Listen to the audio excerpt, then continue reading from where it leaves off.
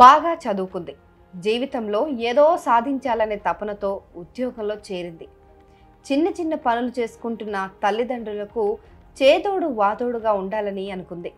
కానీ తానొకటి తలిస్తే విధి ఒకటి తలచిందని ఉద్యోగంలో చేరిన 2 నెలలకే ఆమెను మృత్యువు కబలించింది.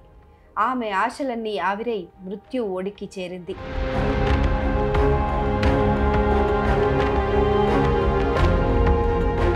పాషమైలారంలోని సిగాచి కెమికల్ ఫ్యాక్టరీలో జరిగిన ప్రమాదంలో తూర్పుగోదావరి జిల్లా చాగళ్లకు చెందిన ప్రసన్న అనే యువతి మృతి చెందింది. దీంతో ఆ గ్రామంలో విషాద ఛాయలు అలుముకున్నాయి. అయితే ప్రసన్న 2 నెలల క్రితమే ఫ్యాక్టరీలో కెమిస్ట్గా ఉద్యోగంలో చేరిందని ఆమె కుటుంబ సభ్యులు చెబుతున్నారు.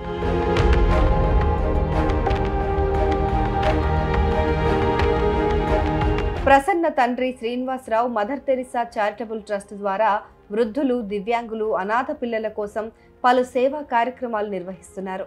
తాపి పని చేస్తూ ఆయనే కుటుంబాన్ని పోషిస్తున్నారు. తల్లి రామలక్ష్మి ఆశా కార్యకర్తగా పనిచేస్తున్నారు. వీరికి 2 కూతుళ్ళు. పెద్ద కూతురు ప్రసన్న ఇటీవలే సిగాచి కంపెనీలో ఉద్యోగంలో చేరగా, చిన్న కూతురు ప్రభుకుమారి ఓ ప్రైవేట్ ఇంజనీరింగ్ కళాశాలలో బీటెక్ చివరి సంవత్సరం చదువుతోంది.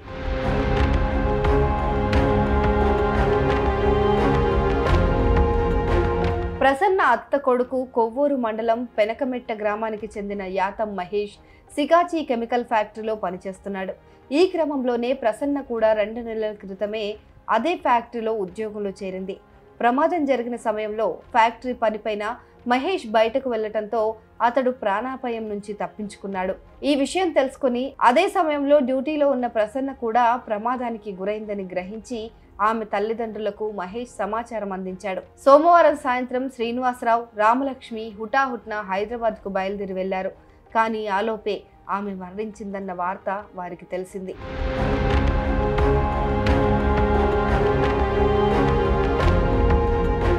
ఈ ఘోర ప్రమాదంలో మృతి చెందిన ప్రసన్న బి.ఫార్మసీ చదివింది.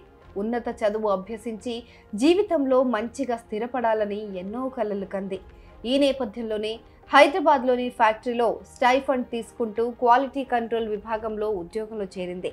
అయితే ఎంఫార్మసీ చేయాలన్న తపనతో ఓ శిక్షణా సంస్థలో కూడా చేరింది. ఇదే విషయాన్ని దుర్ఘటనకు ముందు రోజు ఆమె తల్లితో ఫోన్లో చెప్పింది. అమ్మ, నేను ఎంఫార్మసీ చదివేందుకు ఫీజు చెల్లించాను అని ఆనందంగా చెప్పింది. సోమవారం సాయంత్రం 7 గంటల నుంచి జరిగే క్లాసులకు వెళ్తున్నానని తల్లికి చెప్పింది. అలా ఎంతో ఆనందాన్ని పంచుకున్న కూతురు తమను విషాదంలో విడిచి వెళ్లిపోయిందని తల్లిదండ్రులు కన్నీరు మున్నీరవుతున్నారు.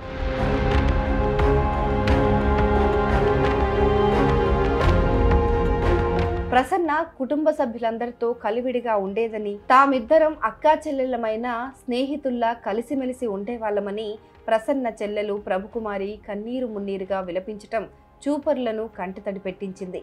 ప్రసన్న ఇంటి వద్ద బంధువుల రోదనలు హృదయ విదారకంగా మారాయి.